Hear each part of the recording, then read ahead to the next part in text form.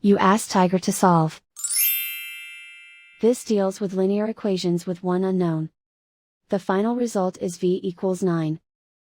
Let's solve it step by step. Swap sides. Isolate the v. Divide both sides by -12. Cancel out the negatives. Simplify the fraction. Cancel out the negatives. Find the greatest common factor of the numerator and denominator. Factor out and cancel the greatest common factor. And so the final result is v equals 9.